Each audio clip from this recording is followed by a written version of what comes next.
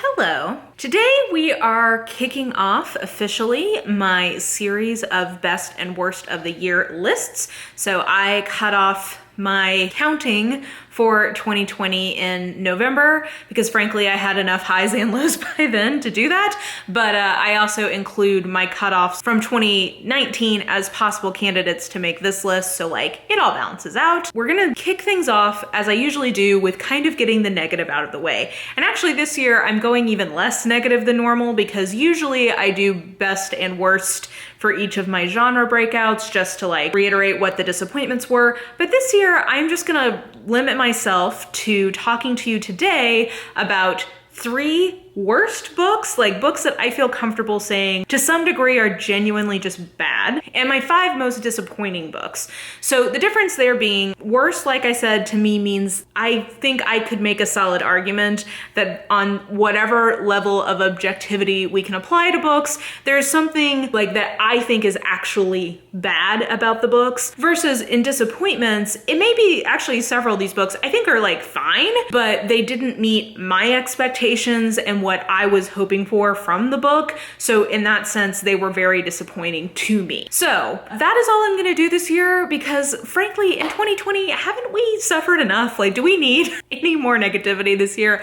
I think not. The reason I'm doing this video at all is I do believe the value of talking about bad experiences with books, whether they are good books or bad books, whether or not they are objectively bad. If I personally have a bad experience, I do think that that is valuable information for you guys as watchers of my reviews, because it gives you a better sense of my taste and how my taste does or doesn't align with your taste. And that's how you have the most productive relationship with reviewers, is if you can kind of map what you like onto what they like. So I do still think this is valuable. That's why I'm still doing it, but we're gonna do this today and then we'll keep it pushing to the positive. Okay, enough of that.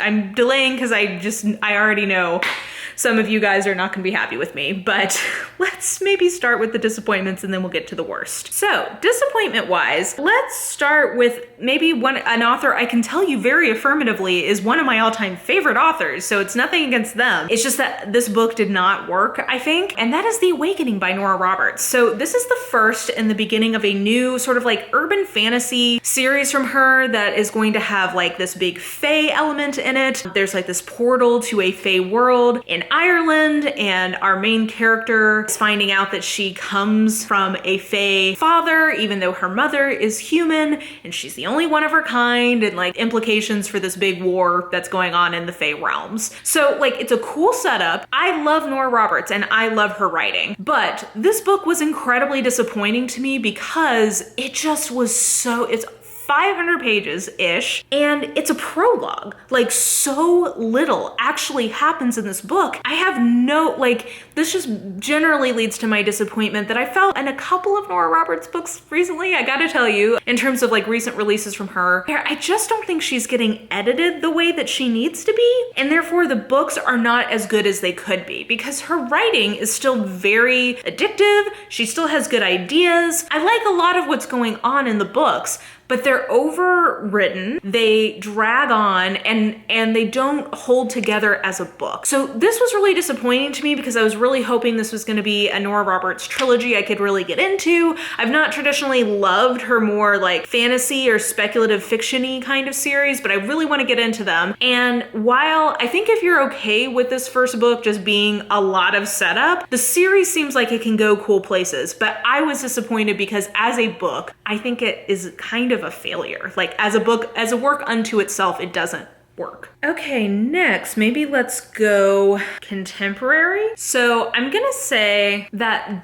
The Diving Bells by, I believe, Lucy Wood was very disappointing to me this year because this is a collection of short stories with like this magical realism element to them, which is something that I really enjoy in literary fiction and in just fiction in general. I like kind of a magic-y element to things, or like a speculative element to things. I had that book on my TBR, on my physical TBR no less, for I think like 7 years, so long. It had been recommended to me eons ago from, Simon Savage, actually, back when he was doing a podcast with, I think his name was Gavin. On that podcast, he was talking about how much he loved Diving Bells, and I picked up a physical copy And it has been there, like I've been wanting to read this book for like nigh on a decade.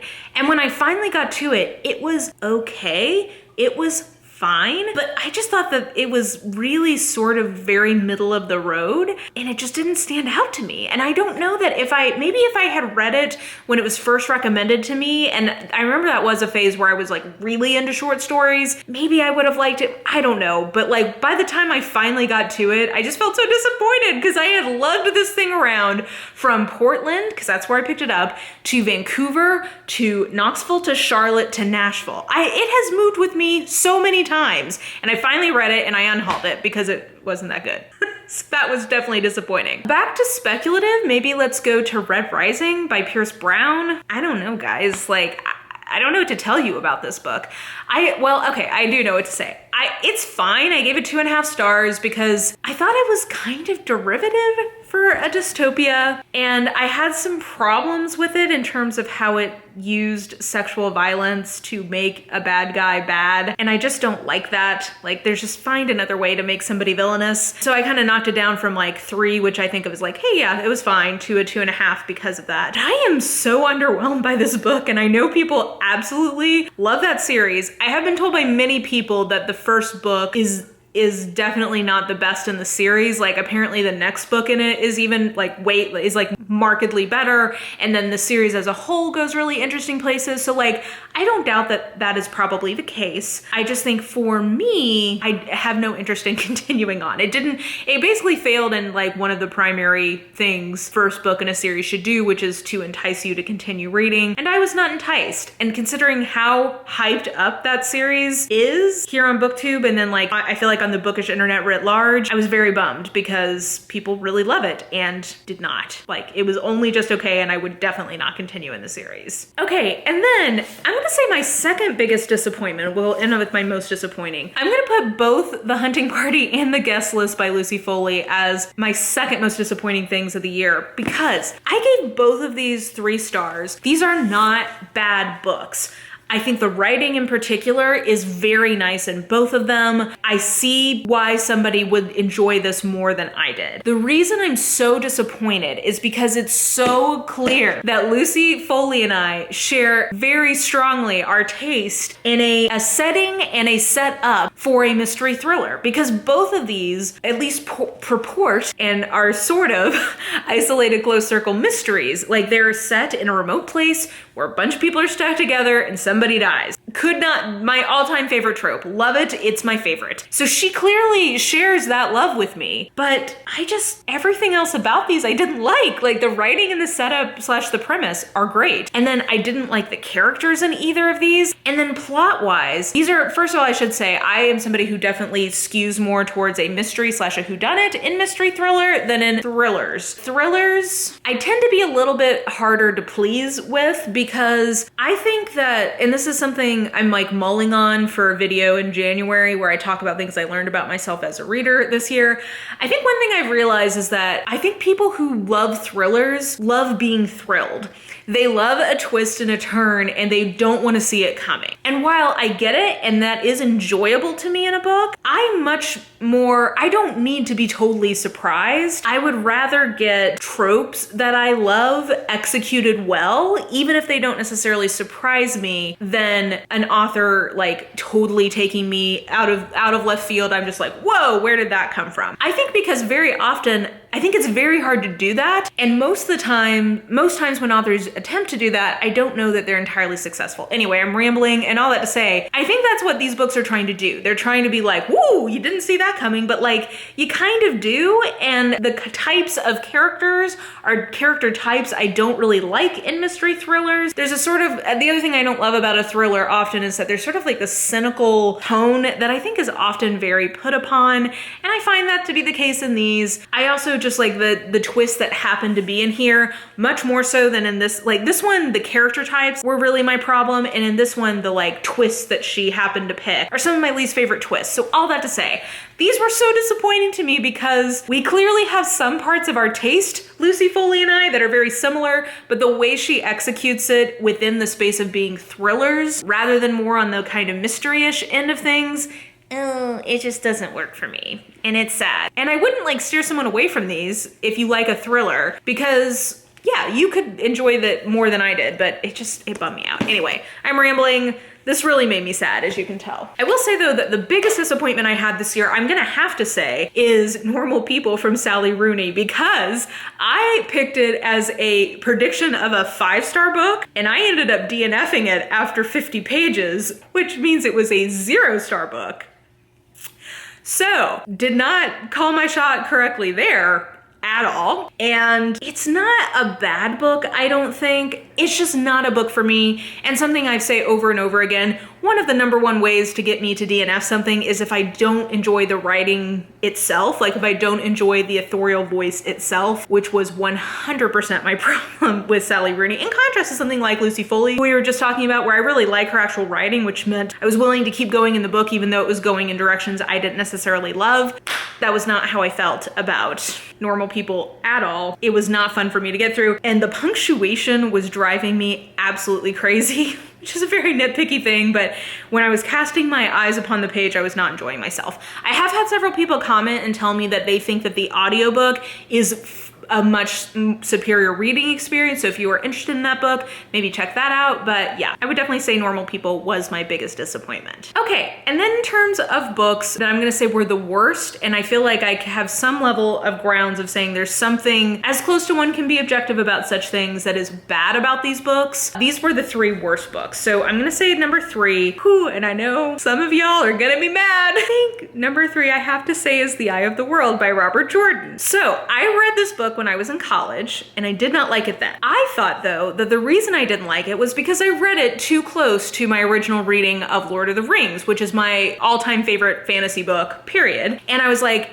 it's not, and at the time my impression was like, oh, it's a Lord of the Rings ripoff. It is not that, and I am glad that I attempted to reread it to clarify that in my mind. There's certainly elements that are taken from Lord of the Rings, that's clearly an influence, but I feel like my impression at the time was uncharitable. It is not like a 1-to-1. What I do think in this book is objectively bad is the writing. It is agony to read, at least for me. If you can tolerate overwritten prose, you can get through this. And actually, this did entice me to watch an adaptation, because I was more into the characters and the plot this time around than I was when I first read it. But this attempted reread, I could not get past the first 100 pages because my eyeballs rejected the prose. I can't. It was so bad. So I would love, well, no, I'm not gonna say I would love to hear some defenses of the writing. I don't really want to hear it. But I will just tell you, know that there are plenty of people out there who would hardly disagree with me on this. I did have many people tell me though, who did agree with me, even though they like the series, they agreed with me that the writing in the first one is particularly bad, but they said that if you stick with the series, it does get better. And I will say, if you're somebody who can hang with some tough writing for thousands of pages, if you can hang with it, then a lot of people talk about like, yeah, once he kind of like finds his groove, the writing gets a lot better and the plot starts coming together in more interesting ways that are not as derivative of Tolkien. Like, if you're willing to put in the work, apparently down the road in the series, things get better. But I'm not willing to do that because, like I said earlier, I'm somebody who very much, the writing style will make me hit the eject button pretty quickly. So that reread was a very big fail. So I'm gonna have to say that was the 3rd worst book I read. I'm sorry, all of you Wheel of Time lovers. I am gonna watch the adaptation if I can see it wherever I'm at, because I'm interested in that, but the books itself, no bueno for me. 2nd worst book, I'm gonna say, and this shows you that I, try to be an equal opportunity critic here, is by my all-time favorite author, and this is, I think, the worst book she wrote. I think this is the worst book that she wrote that I've ever read from her, and that is Postern of Fate. Whoo boy, this is the final book in the Tommy and Tuppence series, and I can't remember if this is the very last book she wrote, but this was when she was almost at the end of her life. There's a lot of speculation and belief that she was suffering in her mental capacities at this point in her career, so that is an element at play as well. But oh man, it shows up in this book. I gave it 1.5 stars because actually, even amid all of the problems with this book, which is basically that like, it makes no sense. It's just so incoherently pieced together that even though the setup is actually pretty cool, and even the writing has moments of being nice, it just fundamentally doesn't hang together if you kick the tires on it at all. I gave it a 1.5 star though, because like I said, I did think that there was promise in the premise, so she was still capable of coming up with cool ideas, and there were moments of her prose that I was like, oh yeah, like there you are, like, oh, love you. But there's so much talking about nothing in this book, meandering, the conclusion is really unsatisfying, so just all around this is like a really bad Christie. But I should say, a really bad Christie, I still didn't have like the worst time of my life in. It was just like, it felt interminably long because of how kind of poorly put together it is. But the worst book I read this year was definitely The Wrong Mr. Darcy by Evelyn Lozada. And honestly, if I had not had this as an arc, I would have DNF'd it. This book is bad pretty much in every way possible. It's very rare for me to actually give a 1 star, like just a straight up 1 star, rather than either DNFing it or giving it like a 1.5. Because usually I can find something in it that I'm like, that was good. The only thing I can say I think was good about this book is the premise, which is basically a contemporary retelling of Pride and Prejudice in the sports world. But the problem is it's not actually even really a retelling, so it's false marketing. I think that there is a lot of problematic racial tropes in this, vis-a-vis the biracial heroine who is Asian and Black, having blue eyes, which is well known, like racist trope about biracial Asian people. The writing itself is incredibly inconsistent, and considering that Evelyn Lozada has a ghostwriter, that's a bummer. Shouldn't the ghostwriter have fixed some of that? Plot makes no sense. There's so many plot holes, and it's not like, it's just not fun. I was pretty much hate reading it by the end, and I've come to find out that the author, the reason she has this book deal is that she is a reality TV star, which is like, okay, whatever, like I love reality TV, you do you, but apparently also she like has, I don't know, like she sells flat tummy teas on Instagram, if that tells you anything, so like I'm also throwing side eye from that. So just like on every level, I feel like this book was a failure, would not recommend it, and I would have DNF'd it if I had not been reading it for review. So there you go. Alrighty.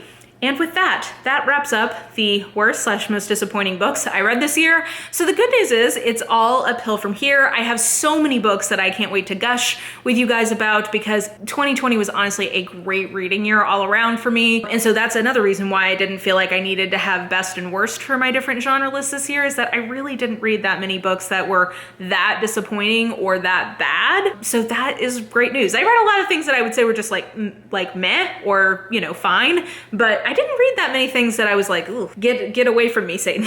Like, get back. So that was great news.